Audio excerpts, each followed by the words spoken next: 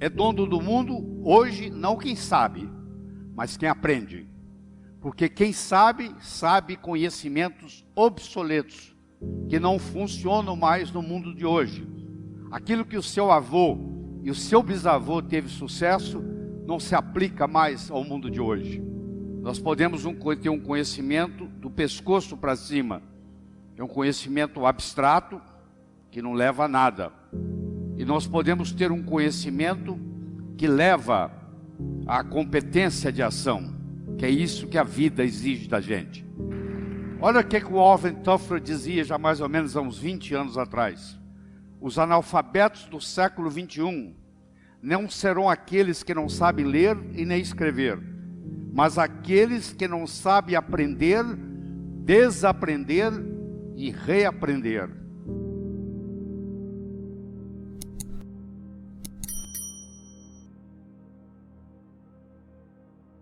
Nós vivemos num mundo hoje que se caracteriza por 3 palavras. A primeira palavra chama-se complexidade. É muito mais complexo viver hoje do que era 20 anos atrás. Em qualquer cidade do mundo, a complexidade como um todo aumentou. Segundo, nós vivemos num mundo veloz. Nós vivemos no mundo da velocidade da luz. Sai uma notícia, imediatamente você tem acesso a essa notícia. Isso acontece em tempo real. E terceiro, vivemos num mundo incerto. Não adianta você ficar fazendo programação para daqui 10 anos.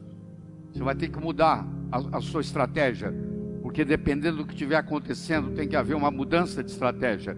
E às vezes acontece com você o inesperado. O mundo é totalmente incerto, que nós temos que estar preparados para essa incerteza, que nós não sabemos o que esperar. De repente acabou o muro de Berlim. De repente o dólar sobe, de repente o dólar cai. Aí toda a estratégia que você fez vai por água abaixo. Tempos diferentes produzem mentes diferentes, com novas formas de pensar. É dono do mundo hoje, não quem sabe, mas quem aprende. Porque quem sabe, sabe conhecimentos obsoletos, que não funcionam mais no mundo de hoje. Aquilo que o seu avô e o seu bisavô teve sucesso, não se aplica mais ao mundo de hoje. Porque não funciona desse jeito. Teve uma época que se vendia roda de carroça, roda de carruagem, se ganhava muito dinheiro. Hoje, a não ser que você venda pneu, porque roda de carruagem até o museu já tem, você não vai ganhar nada. Seu bisavô pode ter ganho muito dinheiro vendendo roda de carruagem, mas para o mundo de hoje, isso não funciona mais. Eu gosto muito do exemplo do bambu chinês. Você planta ele, no primeiro ano ele não dá nada, no segundo ano ele não dá nada, no terceiro ano ele não dá nada, no quarto ano ele não dá nada, no quinto ano ele cresce 12 metros acima do solo. De repente, 12 metros acima do solo. Aí você fala, mas que coisa interessante. É, interessante. Mas se você for mais perceptivo, você vai ver que se você olhar abaixo da superfície da terra, é uma raiz ali que começa a crescer. No segundo ano ele não deu nada, mas a raiz aumentou. No terceiro ano ele não deu nada, mas a raiz aumentou. No quarto ano não deu nada, mas a raiz aumentou. E no quinto ano existe uma raiz forte e grande o suficiente para manter 12 metros acima do solo. Isso é uma coisa que nós temos que ensinar para os nossos jovens, que o que distingue o profissional do amador é persistência e paciência. O amanhecer só vem depois da noite toda ter passado. Isso aqui é uma carta mostrando, é um documento, a sua aplicação para o doutorado não foi aceita dessa vez e, portanto, você não é elegível para a posição de professor associado. Em conclusão, nós achamos que a sua hipótese é mais de caráter artístico do que propriamente físico. Isso está datado em 1903. Foi quando Albert Einstein tentou ser professor na Suíça. E isso que ele recebeu. esse comunicado. Mas com isso, Albert Einstein não desistiu. Ele continuou persistente, ele chegou a ganhar prêmio Nobel, e ele é considerado pela maioria o homem mais inteligente que viveu no século XX. Se bem que tem questionamentos sobre isso, mas muita gente aceita ele como um indivíduo que fez mais diferença no século XX. E foi reprovado. Não se aceita o trabalho dele. Por quê? Porque os indivíduos que viviam na época dele não entendiam o que o Einstein pensava. Então nós temos que tomar muito cuidado com isso. Eu gostaria de mostrar para você o que é saber, o que é consciência de saber. Eu vou começar pelo número 1. Eu não sei e não sei que não sei. Quer dizer, eu tenho uma coisa que eu não sei fazer, mas eu não sei que eu não sei fazer essa coisa. Esse é o primeiro degrau. O segundo degrau, eu sei que eu não sei. O terceiro degrau, eu sei, mas eu não sei que eu sei. Se você sabe, mas não sabe que sabe, é como se você não soubesse. É a pessoa que com 75 anos de idade descobre que ela é uma grande pintora ou uma grande escritora e lança seu livro, primeiro livro, aos 76 anos de idade. Ela não sabe, ela sabia, mas não sabia que sabia. Se você tem uma habilidade, mas se você não sabe que você tem essa habilidade, é como se você não soubesse. E finalmente nós temos o quarto, que você sabe e você está consciente que você sabe o que você sabe. E isso é muito importante. E isso tem que ter a ver com a sua competência de ação, não com o seu acúmulo de informação. Se você vai no aeroporto de Guarulhos, entra num Airbus que está fazendo São Paulo, Nova York, e o comissário de bordo diz assim: senhoras e senhores, o indivíduo que está sentado na cabine do piloto não é piloto, mas ele tem muitas opiniões de como pilotar um avião. Você ficaria na aeronave? Não. Você não quer saber quem leu livros ou quem tem opiniões de como pilotar um avião. Você quer saber quem é que decola, voa e aterriza são e salvo em Nova York. Isso se chama competência de ação. A vida não exige da gente acúmulo de informação. A vida exige da gente competência de ação. Esse é que é o verdadeiro conhecimento que tem que ser passado para aqueles que estão cursando um curso superior. Essa metáfora me acompanha há mais de 30, 35 anos. É um indivíduo atravessando um cabo de aço de um prédio para o outro. Você há de convir que 3 coisas são necessárias. Ele precisa querer, se ele não quiser, ele não anda. Ele precisa de saber, se não souber, ele cai. E precisa haver cabo de aço. O querer é a motivação. O saber é a estratégia. E o cabo de aço, propriamente dito, é a oportunidade. Eu posso querer ganhar dinheiro, eu posso saber ganhar dinheiro, mas eu nunca tive a oportunidade para mostrar isso. Não vai acontecer. Então as coisas acontecem na vida quando nós combinamos a motivação com a estratégia, com a oportunidade. E a oportunidade na nossa vida, ela aparece de 2 formas. Ou você corre atrás dela, ou ela vem fantasiada de problema e chega até você. Então, se você gosta de resolver problema, por trás de cada problema existe uma oportunidade. Em 1975, eu era dono de um hospital em Teófilo Otoni, em Minas Gerais. Era uma sexta-feira, o telefone tocou de um hotel e eles me disseram que lá tinha um hóspede que não falava português direito, que estava com dor no peito e suando frio. Se eu podia ir lá como cardiologista. Eu disse que eu estava saindo para um final de semana longo, chamasse outro. E ele disse: ó, eu já chamei 2 médicos e eles falaram a mesma coisa. Eu falei: tá bom, estou indo. Cheguei lá, eu encontrei um sujeito polonês que falava praticamente nada de português. E na época eu falava muito pouco de inglês. Eu levei ele para o hospital, fiz um eletrocardiograma, ele estava infartando. Levei ele para o hospital. No caminho para o hospital, ele me pergunta assim: você conhece meu filho? Eu falei: quem é seu filho? O meu filho é o chefe de cardiologia de Harvard.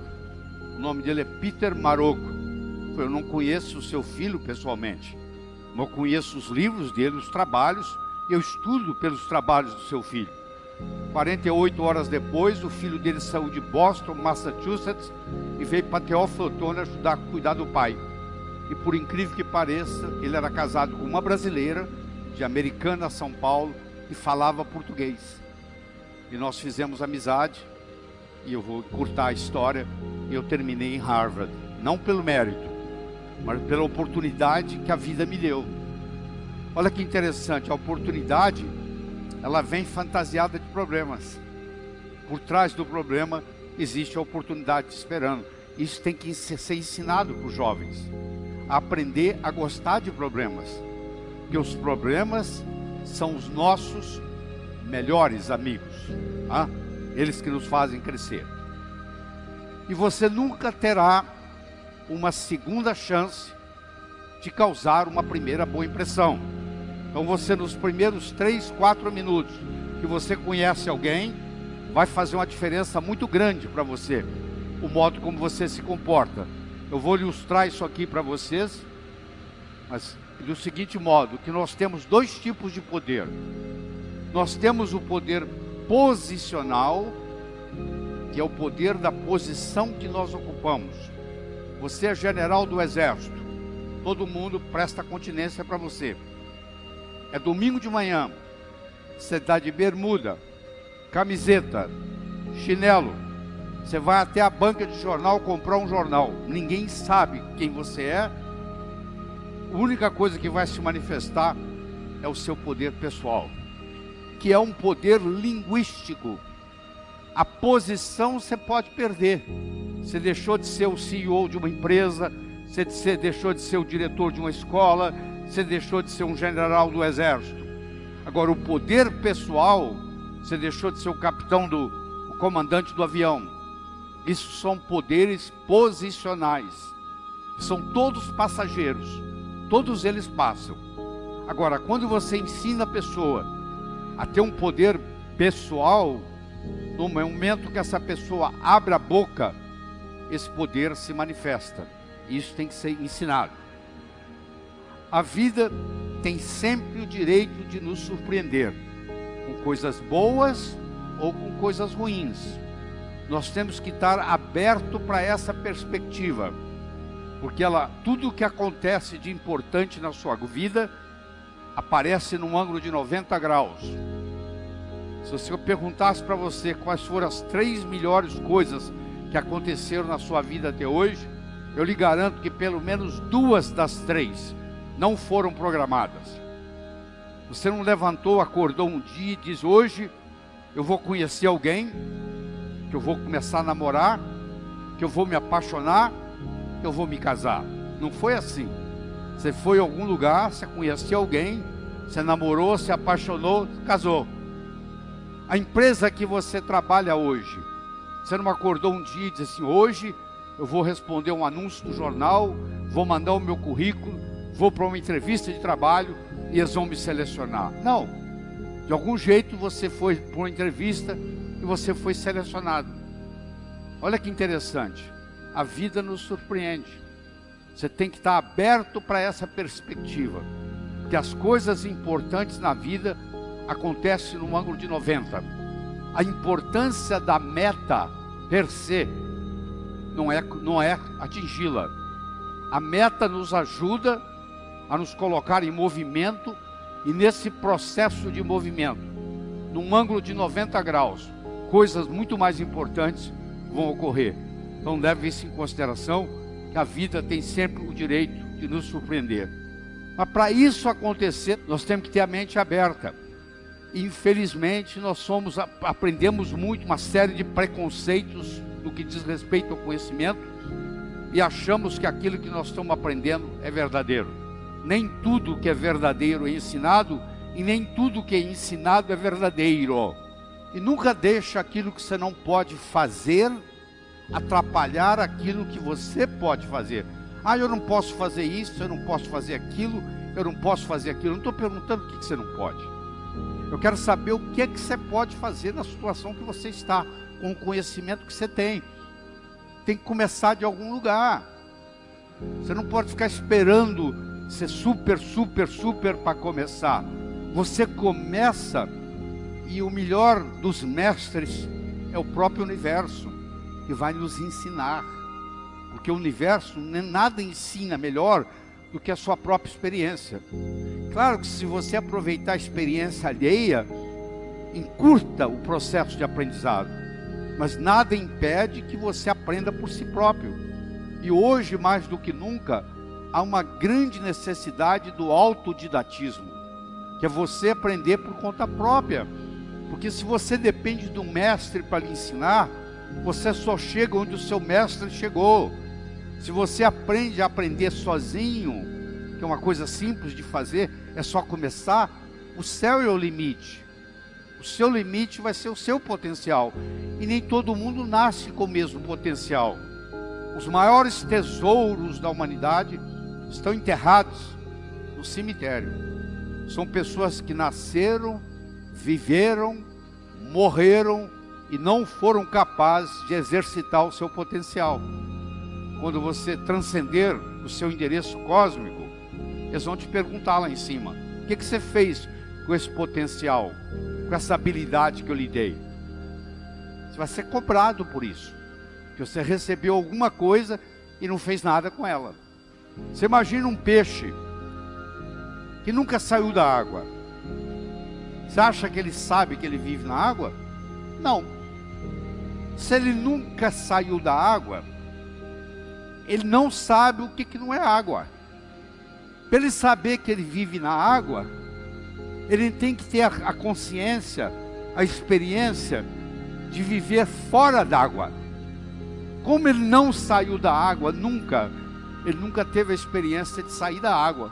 Então ele não sabe que ele vive na água. Essa analogia eu quero fazer para você com paradigma. E o paradigma é muito simples. Houve uma época que a terra era chata. Quer dizer, acreditava-se que o navio ia viajar nos mares e que chegava uma hora que ele caía no final do mundo. Tanto é que a mulher do marinheiro ia com uma roupa para o porto, se despedia do marido. Antes de voltar para casa, ela se vestia de preto, que ela ia ficar de luto, que a maioria não voltava, porque morria durante a viagem. A maioria morria, na realidade, de escorbuto. Mais da metade dos marinheiros morriam de escorbuto, deficiência de vitamina C. Mas muitos, o navio afundava e eles não voltavam.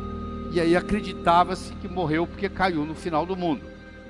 Quando foi trazido o conceito de que o mundo era redondo, o paradigma que nós vivemos hoje, de que o mundo é redondo, quando o mundo era plano, era impossível fazer uma viagem de volta ao mundo, no mundo plano.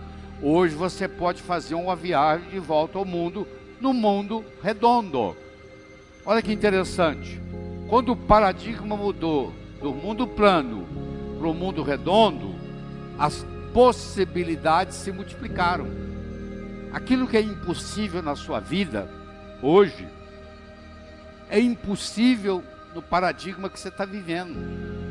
Se você mudar o paradigma, as possibilidades se multiplicam.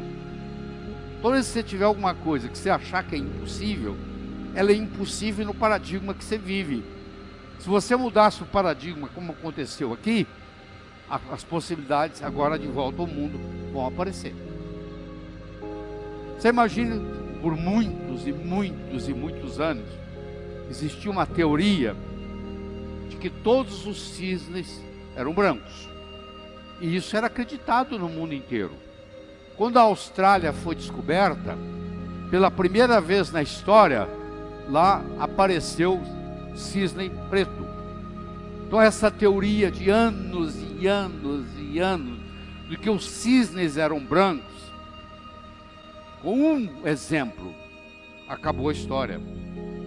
Isso acontece muito na medicina. A gente tem uma teoria muito sofisticada, até que parece uma doença, até que aparece um exemplo que destrói toda a teoria. por mais sofisticada que ela seja, se o exemplo encontrado não bate, aquela teoria, você vai me desculpar, ela é obsoleta. Você tem que jogar lá fora e começar a procurar outro paradigma.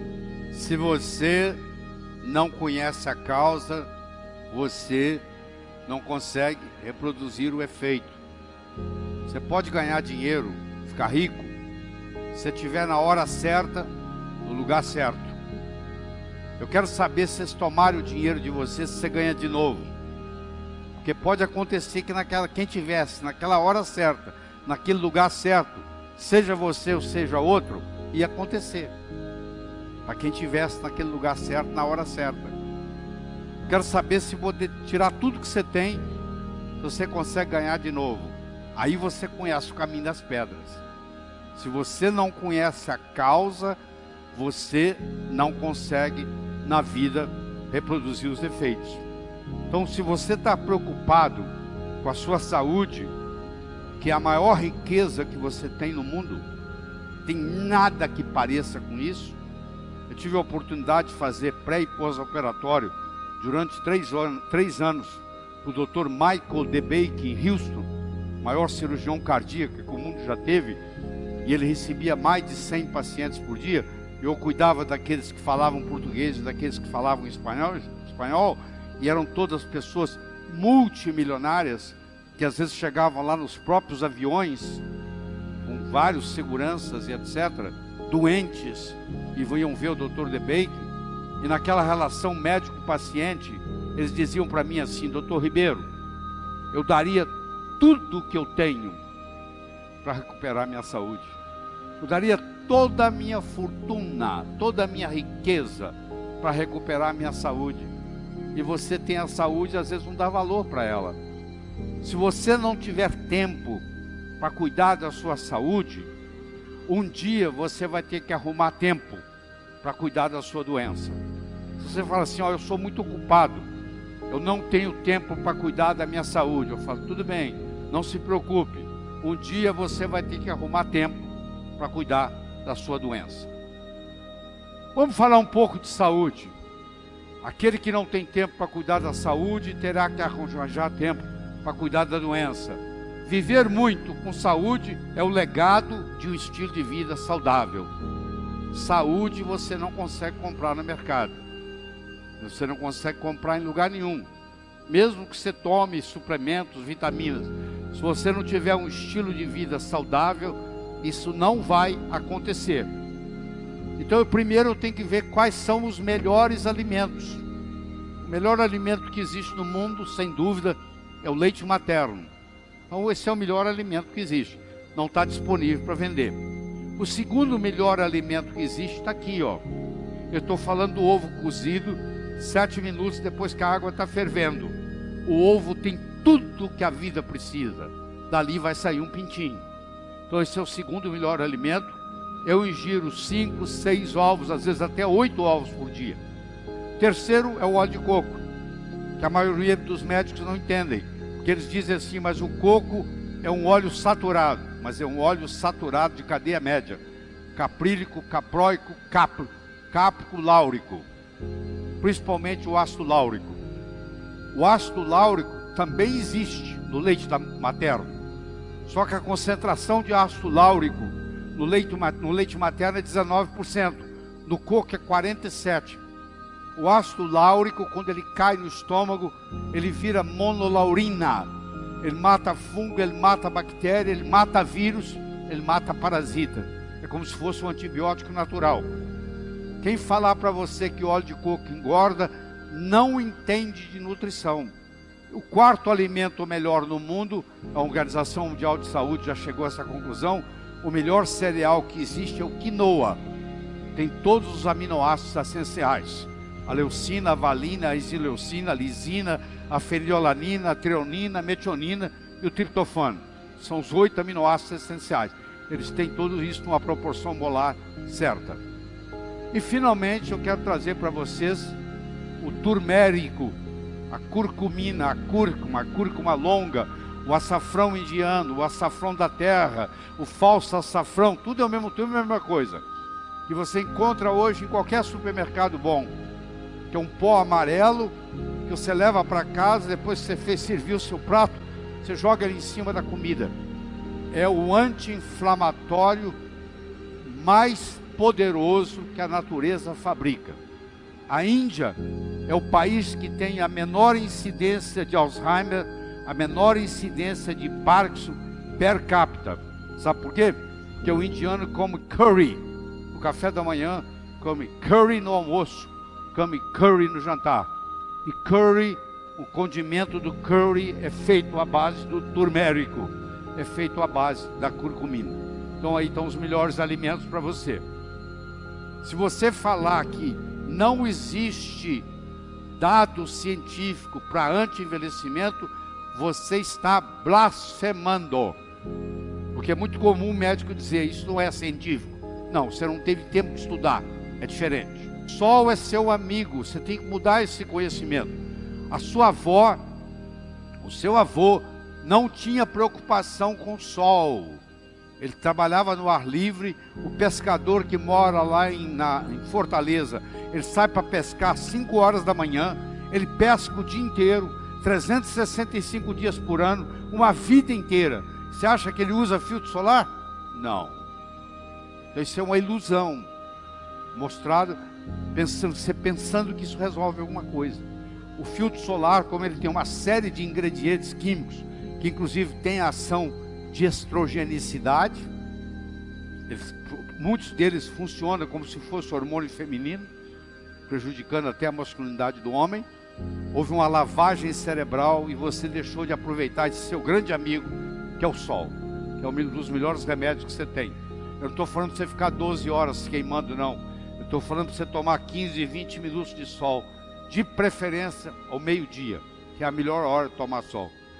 Porque é o momento que você tem mais raios ultravioleta B, que vão produzir o hormônio mais potente do corpo, que você chama de vitamina D3, que foi descoberta. Quando descoberta, deram o nome errado, chamaram de vitamina. Na realidade é um hormônio. É o hormônio esteroidal mais potente que existe no corpo, que é fabricado a partir do sol. Tá? Porque o que interessa é resultado. O resto é conversa fiada. Aqui tem um indivíduo de 60 anos de idade, aqui tem um indivíduo de 60 anos de idade. Eles têm a mesma idade cronológica, mas eles têm uma idade biológica diferente. Você não pode mudar a idade cronológica, é a da certidão de nascimento. Mas você pode mudar a sua idade biológica. E o dia de começar é hoje. Quanto mais cedo você começar o processo, melhor. A Organização Mundial de Saúde mostra que você, para não ser sedentário, você tem que dar pelo menos 10 mil passos por dia.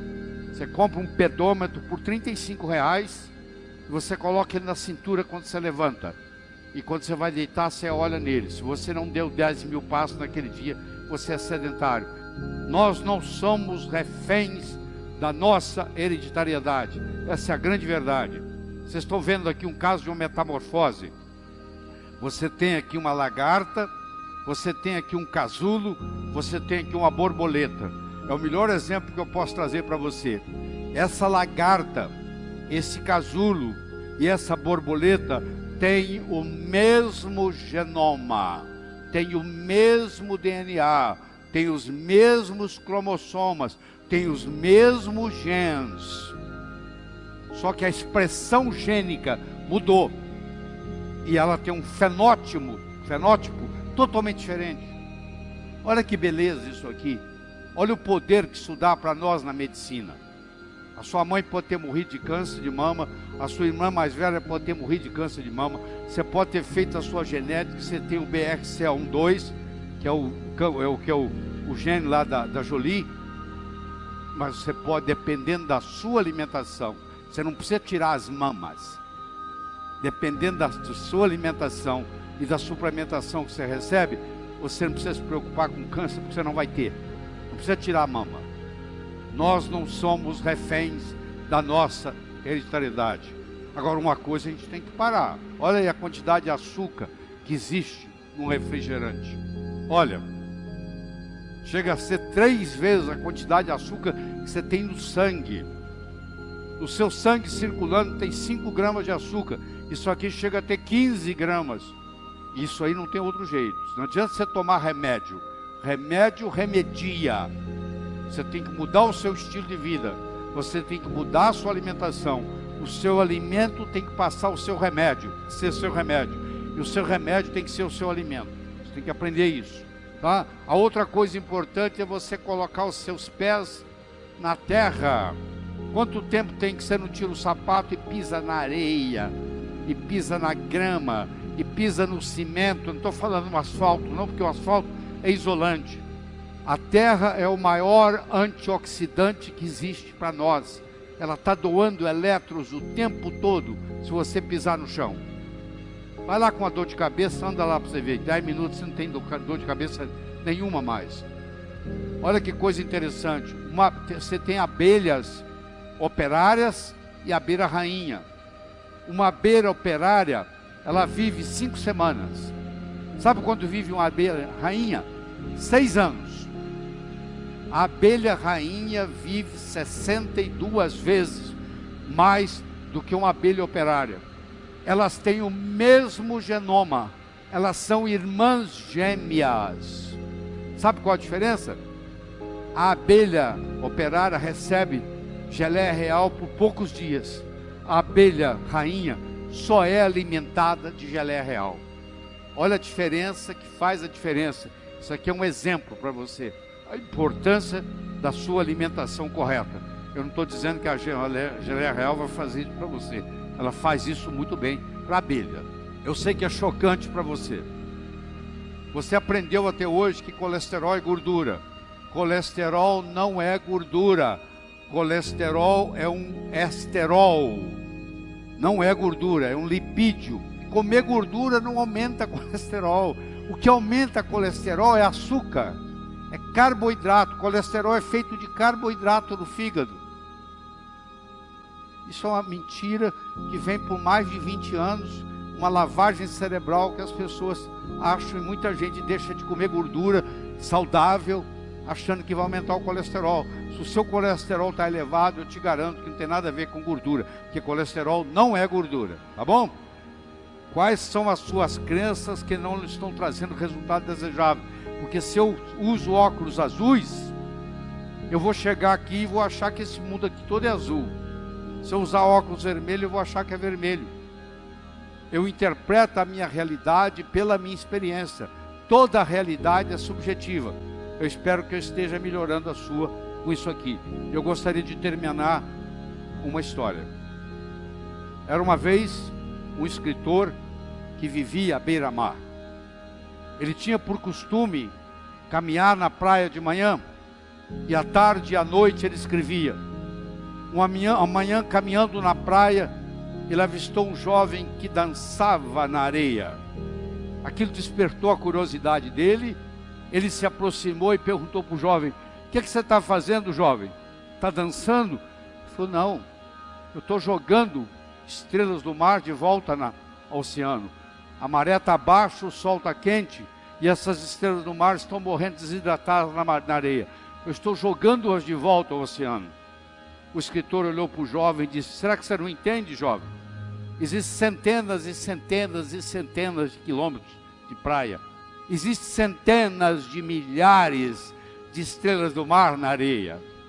Você jogar uma ou outra de volta ao oceano não vai fazer nenhuma diferença no total. O jovem foi lá, pegou uma estrela do mar, jogou no oceano, olhou para o escritor e disse: para essa eu fiz diferença. O escritor foi para casa. Naquela tarde ele não conseguiu escrever. Naquela noite ele não conseguiu dormir. Na manhã seguinte ele se juntou ao jovem, e os dois juntos começaram a jogar estrelas do mar de volta ao oceano. Eu não sei qual o impacto que essa nossa conversa vai ter em você, mas eu vou dizer uma coisa: se fizer diferença para um de vocês, eu já me dou por satisfeito. Muito obrigado.